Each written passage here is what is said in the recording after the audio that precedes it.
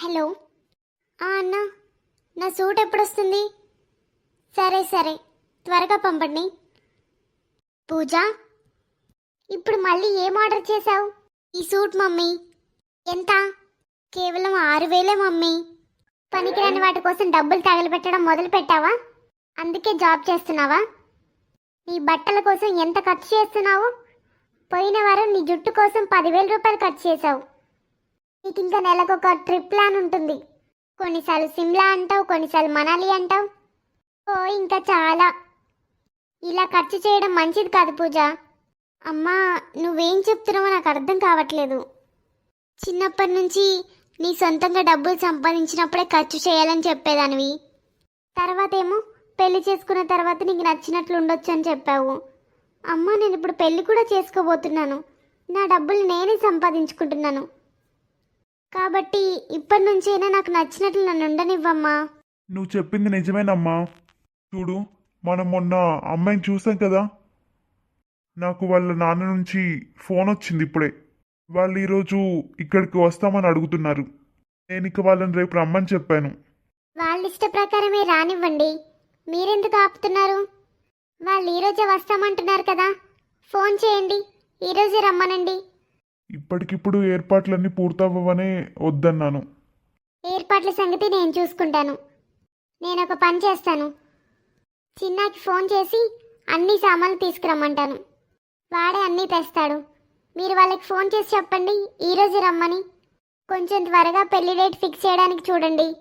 ఇంకా మనం మన కూతురు కూడా పెళ్లి చేయాలి కదా. సరే, చూద్దాం. కోర్లా, వచ్చి మంచి పని చేసావు. ఇప్పుడు నువ్వు ఒక పెన్ను పేపర్ తీసుకొనిరా. నేను నీకు కొన్ని సామాన్లు చెప్తాను, అవన్నీ రాయి లిస్టు. చిన్నాకి వాట్సాప్ చెయ్యి, వాడు అన్నీ వచ్చినప్పుడు తెస్తాడు. కానీ అత్తయ్య ఎవరొస్తున్నారు? మీరు ఆ రోజు అమ్మాయిని చూడడానికి వచ్చారు కదా, వాళ్ళ నాన్న వస్తున్నాడు.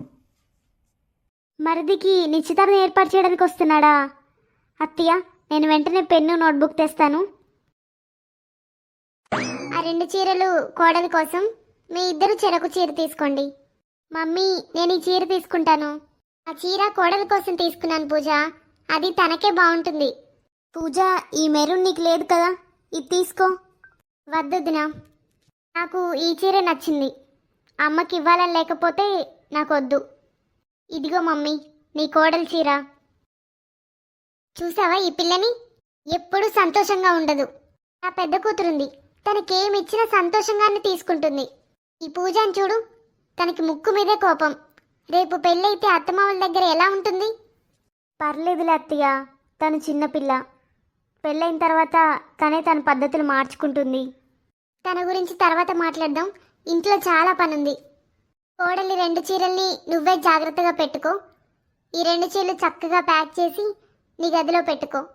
పూజ చీరనేమో నా గదిలో ఉంచు. సరే అత్తయ్య. నమస్తే బావగారు. నమస్తే చెల్లెమ్మ. నమస్తే బావగారు. నమస్తే అన్నయ్య గారు. రండి బావగారు, కూర్చోండి. ఏమైంది అన్నయ్య గారు, మీరు ఒంటరిగా వచ్చారా? అవును చెల్లెమ్మ, నేను ఒక్కనే వచ్చాను. అందుకే ఏమీ తీసుకురాలేదు. బస్సులో వచ్చాను. బస్సులోనా? అవును చెల్లెమ్మ, బస్సులో వచ్చాను. అందుకే కొంచెం లేట్ అయింది.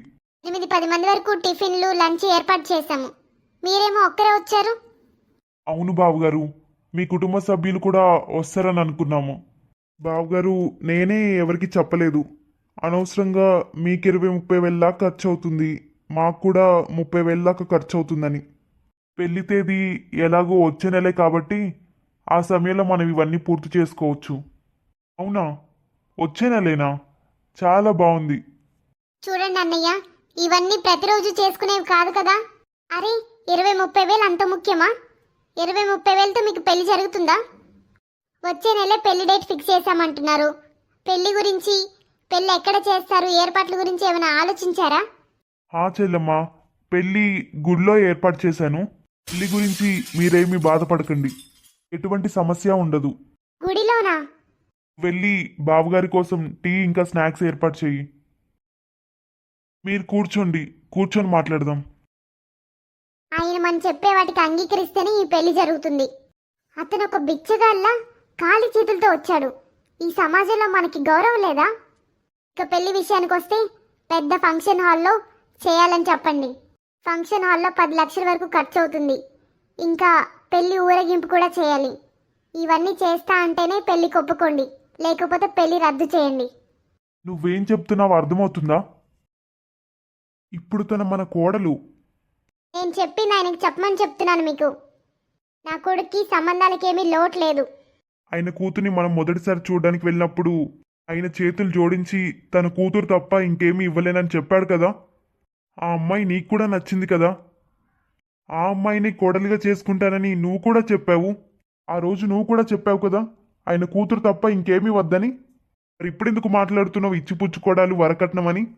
అతని దగ్గర కట్నం ఇవ్వడానికి, ఇచ్చి పుచ్చుకోవడానికి ఏమీ లేకపోతే తన కూతురు పెళ్లి వేరే వాళ్ళతో చేయమను. ఆయనకి ఉన్నత స్థాయి సంబంధం కావాలి కానీ ఇవ్వడానికి మాత్రం ఏమీ లేదు. అరే, ఈ రోజుల్లో అలాంటి సంబంధాలు ఎక్కడున్నాయి? నేను ఒప్పుకుంటాను. ఆ రోజు ఆ సమయంలో నేను సరే అని చెప్పాను. కానీ ఈరోజు ఆయన ఖాళీ చేతులతో మన ఇంటికి వచ్చాడు. తన కూతుర్ని ఖాళీ చేతులతో పంపుతాడని నాకేం తెలుసు? నేనేం చెప్తున్నానో అర్థం చేసుకోవడానికి ప్రయత్నించండి. నాతో వాదించే బదులు ఆయనకి అర్థమయ్యేలా చెప్పండి. ఆయనదంతా చేయగలిగితే పర్వాలేదు, లేకుంటే మనం ఈ పెళ్లి చేసుకోము. అమ్మయ్య, అత్తయ్య ఏమంటుంది? ఏం చెప్పాలమ్మా, మీ అత్తయ్య నా ముందుండి నన్నేమి చేయనివ్వట్లేదు. ఆయన చాలా పేదవాడు. వాళ్ళ అమ్మాయి చాలా మంచిది, చదువుకుంది, అందంగా ఉంటుంది. నేనెప్పుడూ డబ్బు గురించి ఆలోచించలేదు. రాజేష్కి ఆ అమ్మాయి బాగా నచ్చింది, అందుకే ఈ పెళ్లికి ఒప్పుకున్నాను. మావయ్య, మీరు రాజేష్తో మాట్లాడండి. ఎందుకంటే రాజేషే వాళ్ళ అమ్మను ఒప్పిస్తాడు. మీరు రాజేష్తోనే మాట్లాడండి మావయ్య. రాజేష్ అయితేనే ఏదైనా చేయగలడు. మీ అత్తయ్య ముందు ఎవరూ మాట్లాడలేరమ్మా. నన్నే లెక్క చేయదు, ఇంకా పిల్లల్ని ఎక్కడ లెక్క చేస్తుంది? చూడలా, నేను ఫస్ట్ టైం వాళ్ళ ఇంటికి వెళ్ళినప్పుడు నాకు 1 రూపాయి కూడా వద్దని చెప్పాను. ఇప్పుడు వాళ్ళని నేను ఎలా అడగాలి మాకు కట్నం కావాలని? మామయ్య, ఇందులో అత్తయ్య తప్పేమీ లేదు. రోజు పెద్ద అత్తయ్య దగ్గర నుంచి ఫోన్ వస్తూనే ఉంటుంది.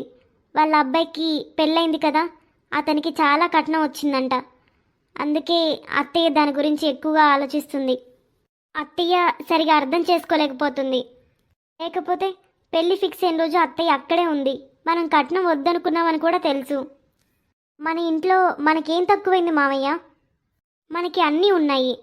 అత్తయ్య ఎప్పుడు పక్క వాళ్ళ గురించి ఆలోచిస్తూ మన ఇంటిని నాశనం చేస్తుంది. మామయ్య, మీరేమీ అనుకోనంటే నేను ఒక విషయం చెప్పొచ్చా? చెప్పమ్మా. మామయ్య, మన ఇంట్లో మనకి దేనికి కొరత లేదు. కాబట్టి మీరు ఒక పని చేయండి. మీ వైపు నుండి ఒక 20 లక్షలు ఇవ్వండి వాళ్ళకి. ఆయన ఆ డబ్బులే కట్నంగా తీసుకొని వస్తాడు. ఆయనే ఆ డబ్బులు ఇచ్చాడని అత్తయ్య కూడా సంతోషంగా ఉంటుంది. మన డబ్బు మన ఇంట్లోనే ఉంటుంది. నువ్వు చెప్పింది బాగానే ఉంది కోడ్లా, కానీ మీ అత్తయ్య గురించి నీకు తెలీదు. ఒకవేళ తనకి తెలిస్తే చాలా పెద్ద గొడవ చేస్తుంది. మామయ్య, అత్తయ్య గురించి అందరికీ తెలుసు. కాబట్టి ఇంట్లో ఎవరూ ఆమెకు చెప్పరు. సరే అమ్మా, నేను చిన్నాతో మాట్లాడతాను. నిన్ను చూస్తే ఈరోజు నాకు చాలా సంతోషంగా ఉంది కోడ్లా. కొత్తగా వచ్చే కోడలు కూడా ఇలా అర్థం చేసుకునేలా ఉండాలని దేవుణ్ణి కోరుకుంటాను. బావగారు, నన్ను క్షమించండి. ఒక ముఖ్యమైన ఫోన్ వచ్చింది, అందుకే నేను అక్కడే ఉండిపోయాను. పర్వాలేదు, కానీ చెల్లమ్మ ఎందుకు ఫోన్ చేసి రమ్మందో నాకు భయంగా ఉంది. మీరు దేని గురించి మాట్లాడాలనుకుంటున్నారో దయచేసి చెప్పండి. దయచేసి ముందు మీరు కూర్చొని బావగారు. మీరు నా భయాన్ని పెంచకండి. విషయం ఏంటో చెప్పండి. అది మీకు కూడా తెలిసిందే కదా, ఈ రోజుల్లో కట్నం విలువ ఎంత పెరిగిందో. ఆస్తి ఉన్నవాళ్ళు సంతోషంగా కట్నం ఇస్తున్నారు, లేని వాళ్ళేమో కూతురు పెళ్లి కోసం భూమిని కూడా అమ్మేస్తున్నారు. ఈ రోజుల్లో కట్నం కూడా ఒక స్టేటస్లా మారింది. వాళ్ళ రోజుల్లో ఎలా ఉన్నారంటే, వాళ్ళకి కారు ఉంది కాబట్టి నాకు వాళ్ళకంటే ఎక్కువది కావాలి, వాళ్ళ దగ్గర చాలా బంగారం ఉంది కాబట్టి నా దగ్గర ఇంకా ఎక్కువ ఉండాలి. అవును, మీరు చెప్పింది నిజమే బావగారు. నా భార్య కూడా కొంచెం అందరికీ అలాగే గొప్పగా చూపించుకోవాలనుకుంటుంది. దేవుడి దయ వల్ల మాకు ఎటువంటి కొరత లేదు బావగారు. మేము మీకు ముందే చెప్పాను, 1 రూపాయి కూడా తీసుకోకుండా పెళ్లి చేసుకుంటామని. కాబట్టి నేను మీ మీద ఎలాంటి ఒత్తిడి చేయడం లేదు. కానీ నేను చెప్పింది చేయండి.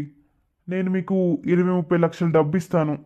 పెళ్లికి అవసరమైన డబ్బంతా నేనే ఇస్తాను. ఆ డబ్బుతోనే మాకు కట్నం ఇవ్వండి. అంతా సులభంగా జరుగుతుంది.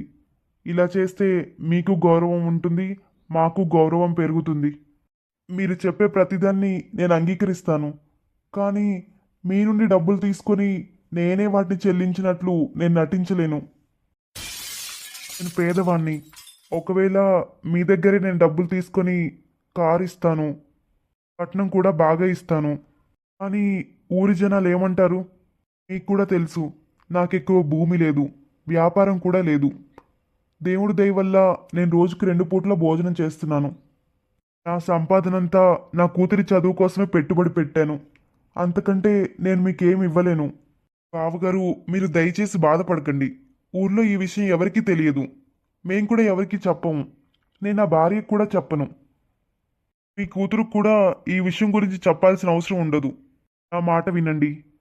ఇది మనిద్దరి గౌరవాన్ని కాపాడుతుంది. నేను ఇవన్నీ చేయలేను. నేను అలాంటి మనిషిని కాదు. ఇంకా కట్నం ఇవ్వడం తీసుకోవడం వల్ల ఒకరి గౌరవం దెబ్బతింటుందే కానీ గౌరవం పెరగదు. ఎందుకంటే సంపద వల్ల ఇంటి గౌరవం పెరగదు. మీ మాటలు వింటే ఈరోజు నా మనసుకి చాలా సంతోషంగా ఉంది. ఇవాల్టి రోజుల్లో మీలాంటి నిజాయితీ పరులు ఎక్కడున్నారు చెప్పండి? మీ కూతురే మా ఇంటి కోడలవుతుంది. కానీ నా మాట వినండి. నేను చెప్పింది చేయండి. దీనివల్ల మీకు ఎటువంటి చెడు తీసుకురాదు. నేను ఒప్పుకుంటాను. మీరేం చెప్తున్నారో నాకు అర్థమైంది. కానీ నా ఉద్దేశం ఏంటో అర్థం చేసుకోండి. ఇలా మోసంతో ముడిపడిన సంబంధాలు ఎక్కువ కాలం ఉండవు.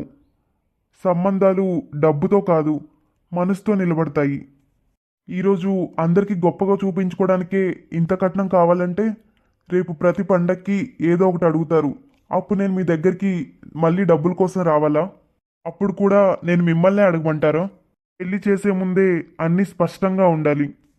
పెళ్లిలో అబద్ధాలు, మోసం ఉండకూడదు. బావగారు, నా కూతురు తప్ప నా దగ్గర ఇవ్వడానికి తీసుకోవడానికి ఏమీ లేదు. బావగారు, నేను మిమ్మల్ని వేడుకుంటున్నాను. దయచేసి నన్ను క్షమించండి. నేను ఇవన్నీ చేయలేను. వద్దు బావగారు, మీరు అలా అనకండి. మీకు ఎటువంటి సమస్యలు రాకుండా నేను చూసుకుంటాను. నా సాయశక్తులా ప్రయత్నిస్తాను. పెళ్ళి మాత్రం బాగా జరుగుతుంది. నాకు నా కూతురు మాత్రమే ఉంది, ఇంకేమీ లేదు. ఇక నేను వెళ్తాను బావగారు. ఎంత మంచివాడు, ఎంత నిజాయితీపరుడు. నేనే ఆయనకి డబ్బులు ఇస్తున్నా తీసుకోవట్లేదు. ఇలాంటి తండ్రి కూతురు ఇంకా ఎంత సంస్కారవంతురాలవుతుంది. సమాజంలో అందరూ ఇలాగే ఆలోచిస్తే కట్నం అనే రోగం మెల్లమెల్లగా అంతమవుతుంది. మీరేమంటారు? వీడియో నచ్చితే తప్పకుండా లైక్ చేసి షేర్ చేయండి. హైప్ చేయడం మాత్రం మర్చిపోకండి.